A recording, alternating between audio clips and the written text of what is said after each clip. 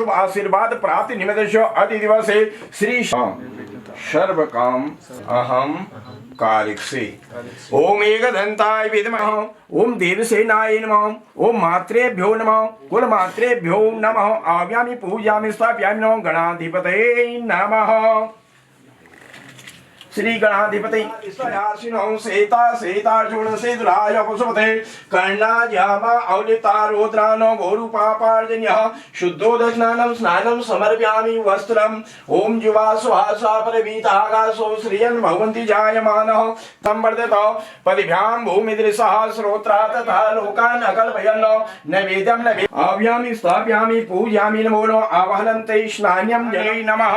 लंबोदराय नमस्ते लंबोदराय नमः विघ्नहर्ताय नमस्ते विघ्नहर्ताय नमः। मेरी सहमति लोगे तो ब्रह्मा जी ने वहां क्या करा कि ऋषि मुनियों को तो बुला लिया, अपनी पत्नी जो है सरस्वती को नहीं बताया कि मैं यज्ञ करा रहा हूँ, हवन करा रहा हूँ। अब जब सब कुछ हो गया तो तब बताया ब्रह्मा जी ने कि हवन रखा है। और अब लेडीज क्या होता है, षोडश श्रृंगार टाइम लगता है, आदमी तो जल्दी तैयार हो जाता है, लेडीज को टाइम लगता है। और ऋषिगण क्या होता है समय मुहूर्त किसी का इंतजार नहीं करता। अब दिन भर अगर सोई हो तो सूरज निकलेगा और अस्त होगा, है ना। तो वैसी मुहूर्त ये होता है कि 24 घंटे मुहूर्त चल रहा है, इसका कुछ समय होता है। अब ऋषिगण बोले कि आओ जल्दी आओ, मुहूर्त निकला जा रहा है। अब ब्रह्मा जी हो गए कि अगर सरस्वती को बार बोलूँ तो ये गुस्सा होगी। और ऋषि मुनियों को कुछ कि ऋषि मुनि पहले इतने तपस्या करते थे ना, भगवानों को भी श्राप दे देते थे। उन्होंने कहा गुरु जी आप शुरू करो। तो ऋषि मुनियों ने क्या करे, वेद मंत्रों के अधीन क्या है, भगवान। ये तो आप हमारे इसमें क्योंकि पहले क्या था, मूर्ति पूजा इतनी नहीं मानते थे। वेद मंत्रों के द्वारा ही भगवान का आह्वान करते थे, बुलाते थे। तो जैसे उन्होंने करा तो ऋषि मुनियों ने कहा कि आज की तरह मूर्तियां मंदिर इतने थे नहीं। उन्होंने गौ माता को खड़ा कर दिया और जो वेद मंत्र पढ़े तो वेद मंत्रों की ध्वनि से गाय के मुख से गायत्री उत्पन्न हुई। गायत्री स्वरूप आप देखते हो ना, 4 भुजा हुए हैं। तो गायत्री स्वरूप तो ऋषि मुनियों ने क्या बोल किया, आओ विराज। और इसी ब्रह्मा जी बैठे थे, ब्रह्मा जी के सामने बैठा दिए। पत्नी करते पूजा में वाम भाग में बैठते, और वो जैसे बैठी सरस्वती तैयार हो गया, आ गई। तो ने पूछने देखा, उन्होंने कहा एक पत्नी के होते तुमने इनको कैसे दूसरे को बैठा दिया। और वो तो कुछ जाने नहीं कि शक और उसका कोई इलाज नहीं ना। बस उन्होंने श्राप दे, जाओ आज सेवा तुम्हारी पूजा नहीं होगी। अपने पति को श्राप दे दिया। बस वही जो मंदिर बचा ब्रह्मा जी का।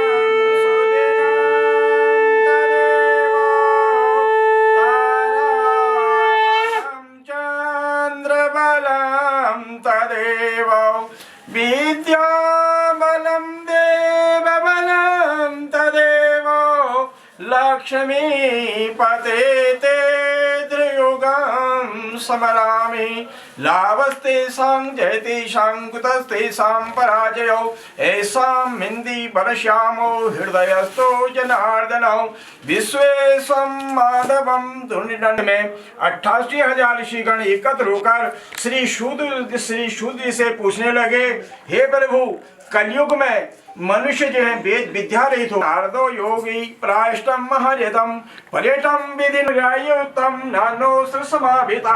तब नारद जी बोले, हे भगवान से आज मनुष्य की प्राणी की बात जानते हैं, फिर भी आप मेरे से पूछ रहे हैं, किस लिए मैं आपकी शरण में आया हूँ। यदि आप कहते हैं तो मैं कहता हूँ। तो नारद जी बोले, प्रभु आप तो हर प्राणी की बात जानते हो, मेरे से फिर भी आप पूछ रहे हो किस लिए मैं आपकी शरण में आया हूँ। यदि आप कहते हैं तो मैं कहता हूँ। तो नारद ने कहा कि नाना रहेगा और फिर उससे 84 लाख योनि के बाद फिर उससे मनुष्य योनि प्राप्त होगी। हे प्रभु आप मुझ पर दया रखते हैं तो मुझे कोई ऐसा व्रत उपाय बताइए जिससे मनुष्य को दुख शोकम नाशनम चो विधि विधात क्रमादितम शोभा नारायण नारायण बदरी नारायण नारायण लक्ष्मी नारायण नारायण नारायण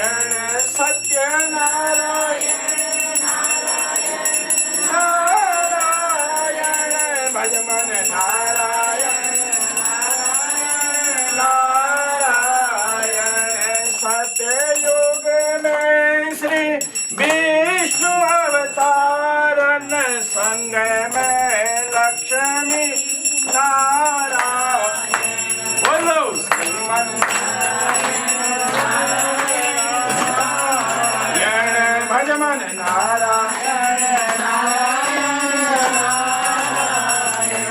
बदरी नारायण नारायण नारायण श्रीमन नारायण नारायण बोले श्री सत्यनारायण भगवान की नारायण बोले उतने फल आपको मिलेगा।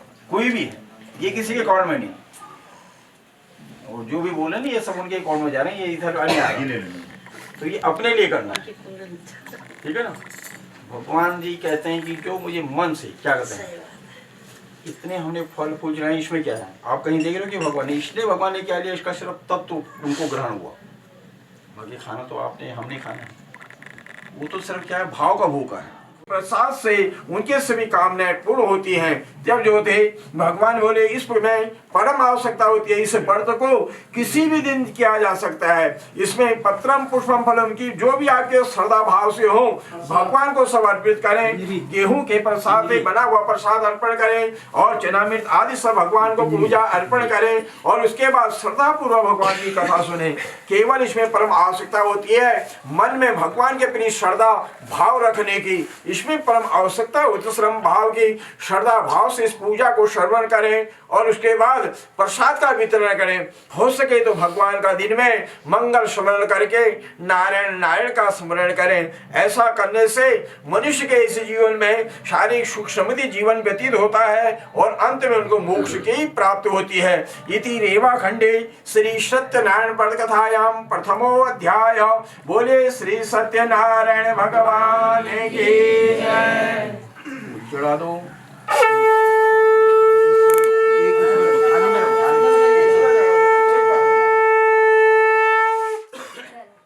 पृथ्वी पर इधर उधर भटकते थे तो भगवान विष्णु से इस ब्राह्मण का दुख देखा नहीं गया और स्वयं उन्होंने एक वृद्ध रूपी ब्राह्मण का वेश रखकर जिस रास्ते में ब्राह्मण आ रहे थे उस रास्ते में जाकर ठहर गए।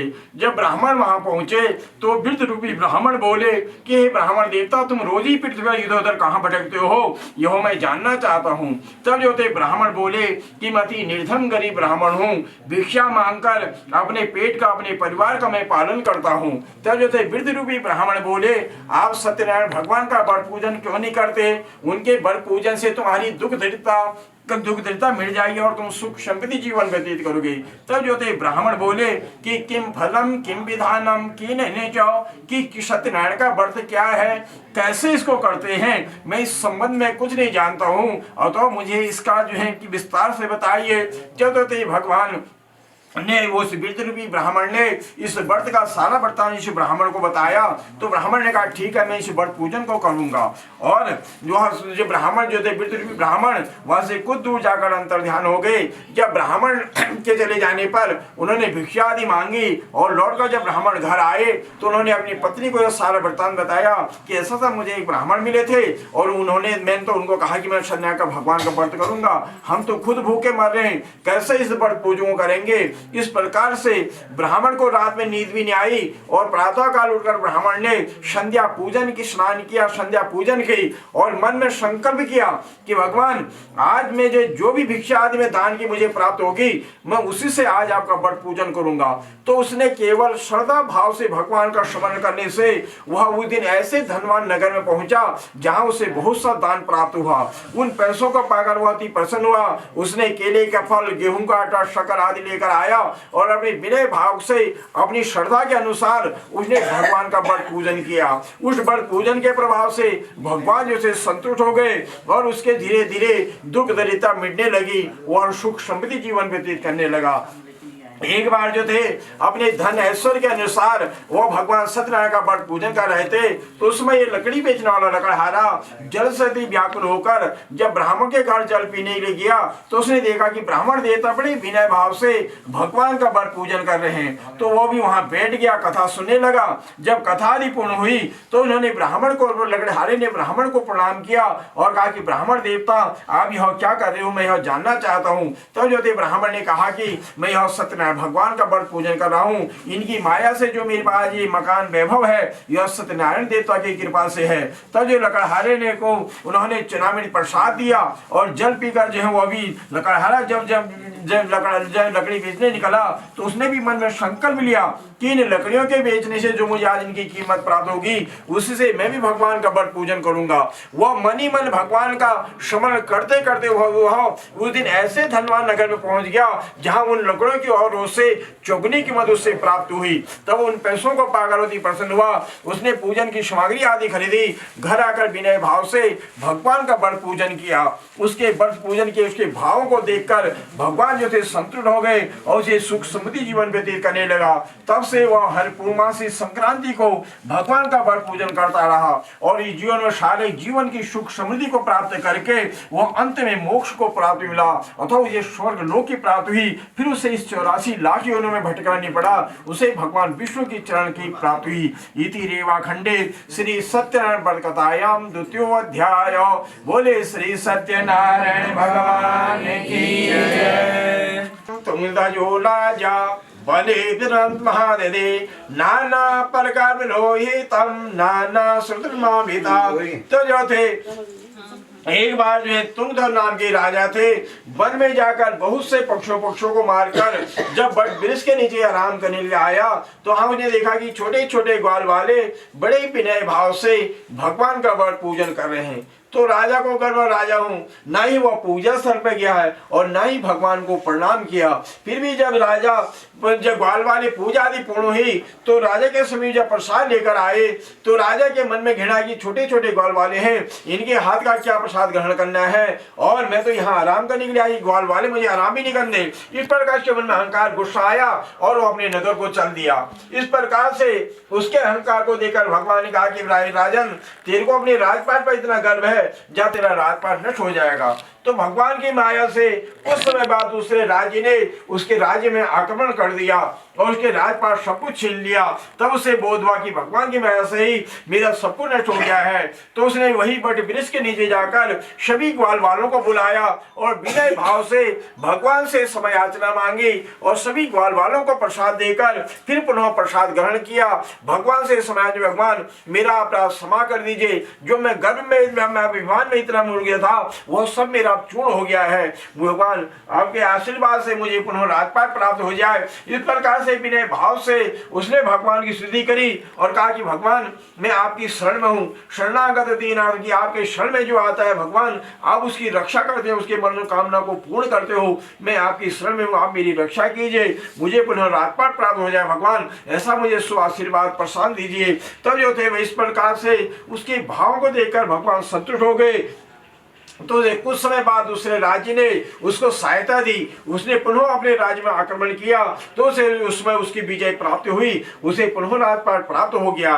तब से उसने अपने पूरे राज्य में भगवान सत्यनारायण का बड़ पूजन का आदेश दिया कि श्रद्धा भाव की उसकी जिसके पास जो भी है अपनी श्रद्धा युक्त वह भगवान का बड़ पूजन करे और स्वयं भी हर पूर्णमासी को भगवान का बड़ पूजन करता रहा।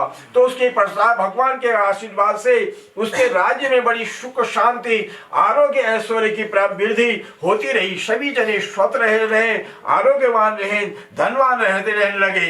तो भगवान की माया से उसके राज्य में बड़ी सुख समृद्धि प्राप्त हुई और अंत काल में वह मोक्ष को भगवान विष्णु चरण की को उसके प्राप्त हुआ। उसके इस प्रकार से करने से जिन्होंने पहले इस व्रत को किया उनके दूसरे जन्म की कथा कहते हैं। जो सदानंद नामक ब्राह्मण थे वो दूसरे जन्म में सुदामा हुए, श्री कृष्ण की आराधना करके उनको मोक्ष की प्राप्ति मिली और जो सिद्ध करके मोक्ष जो लकड़हारा था भील गोहराज बना, दूसरे राज में भील गोहराज बना। उन्होंने अगले जन्म में भगवान श्री राम की सेवा करके मोक्ष को प्राप्त किया। और जो महाराजा तुंगधर नाम के राजा थे वो दूसरे जन्म में राजा दशरथ हुए। अब ये घर में राम लक्ष्मण भरत शत्रुघ्न को जन्म देकर श्री रंगनाथ की पूजा करके अंत में उन्हें वैकुंठ धाम का प्राप्त किया। और इसी प्रकार धार्मिक और सत्यवादी जो साधु नामक वैश्य था वह पिछले जन्म में सत्यव्रत के प्रभाव से, सत्यनारायण के व्रत के प्रभाव से दूसरे जन्म मूर्धक नामक राजा हुए। उन्होंने अपने पुत्र को आरे से चीरकर दान देने से मोक्ष को प्राप्त किया। और जो महाराजा तुंगदेव नामा राजा थे वह पहले जन्म में भगवान सत्यनारायण की बात पूजा के प्रभाव से दूसरे जन्म में वो मनु राजा मनु हुए। उन्होंने भागवत संबंधी कर्म मोक्ष का सबको ज्ञान दिया। इस प्रकार से उनको वैकुंठ धाम को प्राप्त हुआ। जो गोपजन थे वो सभी जनांतर के ब्रज मंडल में निवास करने वाले गोपनी के रूप में अभी भी स्थित में थे। बोलो श्रीमन नारायण नारायण नारायण भजमन नारायण नारायण नारायण लक्ष्मी नारायण नारायण।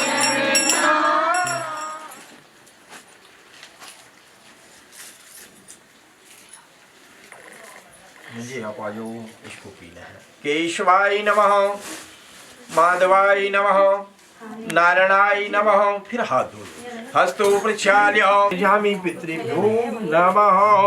अक्षन्न पितरो मिमिन्द्र पितृभ्यो आशीर्वाद सदैव हमारी पर। अग्नि पुरोहितं जलमानं देवते नमः। अग्नि प्रज्वालिताय नमः स्वाहा। गौतम समर्पयामि अग्ने नमः। मनोजुगुदजामाजस बृहस्पति तामो प्रतिष्ठः। अग्निदेवताभ्यो यहाँ गच्छो यहाँ तिष्ठो। अग्निदेवताभ्यो नमः। अग्नि क्या है? शांडिल गोत्र। हर जगह अग्नि अलग अलग नाम स्वाहा बोलना है। ओम अग्ने नमः स्वाहा। इदम अग्ने नमः। ओम प्रजापते स्वाहा। इदम प्रजापते नमः। और ये 3 अंगुलियों से है और ऐसे ये तो होता है गुस्से से, ऐसे मत फेंकना यूं। ये भी भगवान को क्या होता है? भोग। ओम काराय बिंदु संयुक्तम नित्यम ध्यान योगिनो कामदम मोक्षदम चैव। ओम काराय नमः। नक्षत्राणि रूपमसिनो ध्यातमं श्रिये स्वाहा। ओम वसो पवित्रमसि सतकीर्तिका मातृकेभ्यो नमः स्वाहा। ओम गणपते नमः स्वाहा। ओम पूर्णमिदं पूर्णमस्य पूर्णमादाय पूर्णाग्ने पूर्णहोमे पूर्णपदं पूर्णमादाय पूर्णस्य पूर्णमादाय पूर्णाग्ने होमे नमः स्वाहा। आगे डालेंगे एक दूसरे के सुर में मत डाल देना।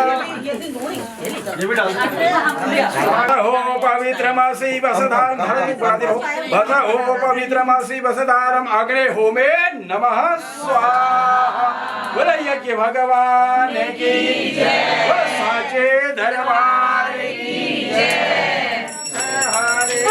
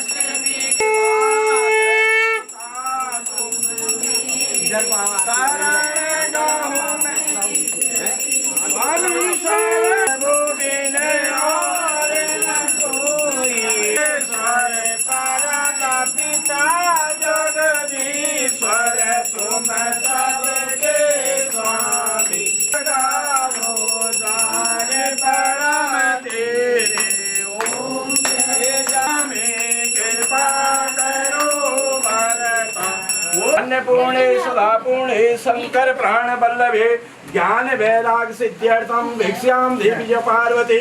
भगवान को भोग लगाना है। ऐसे अपनी आंखें बंद कीजिए, भगवान का शुभ ध्यान कीजिए। आओ भोग लगाओ मेरे प्रभु जी। आओ भोग लगाओ मेरे प्रभु जी। रुचि रुचि भोग लगाओ मेरे प्रभु जी। पूरब से आना पश्चिम से आना, पूरब से आना पश्चिम से आना, उत्तर से आना दक्षिण से आना, चारों दिशाओं से आना मेरे प्रभु जी। आके भोग लगाओ मेरे प्रभु जी। जो इस भोग को भावे, दुख दरिद्र सब मिट जाए। आओ लगाओ मेरे प्रभु जी, रुचि रुचि भोग लगाओ मेरे प्रभु जी। आओ लगाओ मेरे प्रभु जी, दुर्योधन की में त्यागी, दुर्योधन त्यागी, साग विदुर घर खायो मेरे प्रभु। बस इसको यहाँ से करके बैठे बैठे खड़े हो जाओ, खड़े हो जाओ। अच्छा खड़े हो जाओ। ओम संवत्सरं दीर्घायु पुष्टिं धनधान्ये